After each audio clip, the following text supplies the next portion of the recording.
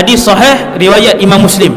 Ada 30 orang yang pernah melihat Dajjal di dalam muka bumi. Pada zaman Rasulullah, ada seorang lelaki namanya Tamim ibn Aus Ad-Dari. Lelaki ini orang Arab, beragama Kristian. Dia naik kapal bersama dengan 30 orang daripada kabilah Lukham dan Judham. Pergi ke mana tidak diperincikan. Kata Tamim, waktu kami sampai di tengah-tengah laut, kami dipukul oleh ombak yang kuat sehingga kami hilang arah tuju selama 30 hari, sebulan duduk di tengah lautan. Akhirnya kami sampai di sebuah pulau yang kami pun tak tahu pulau itu di mana. Kami pun bergerak ke pulau itu. Kami pun tengah berehat-rehat di pulau tu, tiba-tiba keluar seekor binatang yang pelik. Binatang ini berbulu lebat sehingga menutup seluruh bahagian badannya. Kemudian binatang ni pun datang dekat.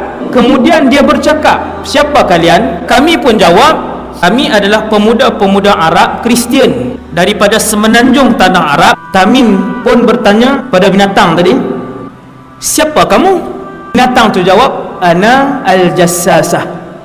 30 orang ni tanya, "Jassasah tu apa?" Dia tak jawab. Dia kata, di tengah-tengah pulau ada satu orang yang sudah lama menunggu kabar berita daripada orang lain. Mereka pergi ke tengah-tengah pulau. Kata Tamim, kami pun masuk ke dalam.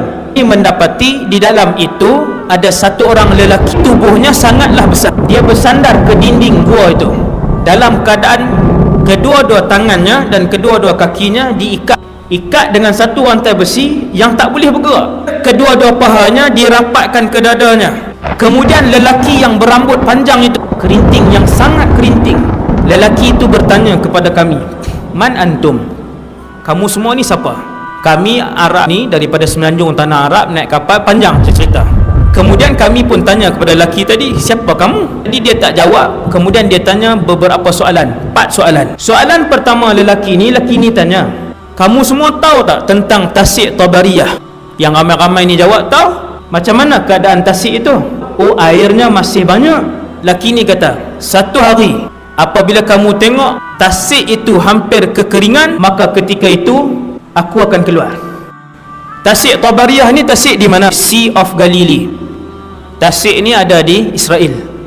Tuan-tuan boleh tengok tasik itu hari ini setiap tahun dia mengalami kesurutan. Dia tanya soalan yang kedua, "Bagaimana keadaan ladang Baisan?" 30 orang ni jawab, "Ladang tu masih berbuah, kurmanya banyak." Laki yang kena ikat tu kata, "Satu hari ladang itu tidak akan lagi mengeluarkan buah." Ladang Baisan di Palestin. Ladang Baisan 1400 tahun yang lalu dia ladang kurma. Hari ini 2017 ladang tu dah jadi tanah lapang. Dan dia kata, apabila kalian melihat Nakhlu Baisan tidak lagi mengeluarkan buah, maka ketika itu zaman untuk aku muncul telah hampir. 3. Laki yang kena ikat tu tanya, "Bagaimana keadaan mata air Zuhar?" Mereka ni jawab, "Mata air Zuhar airnya banyak." Dia kata, "Satu hari mata air itu akan kering."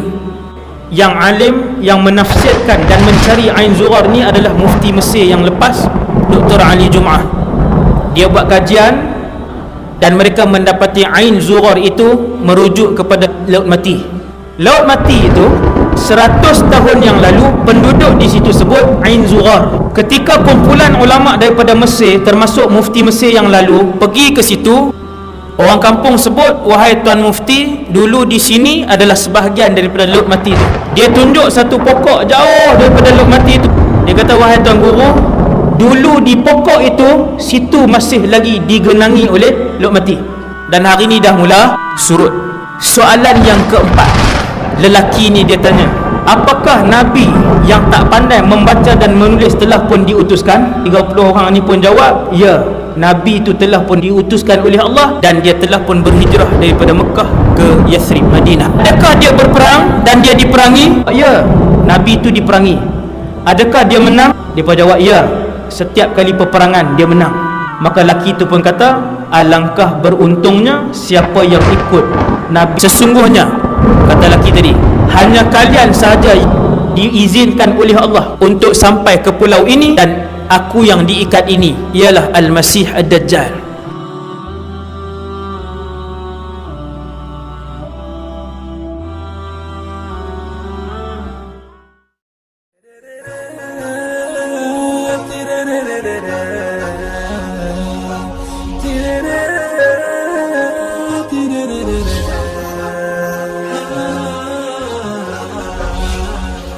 lupa like,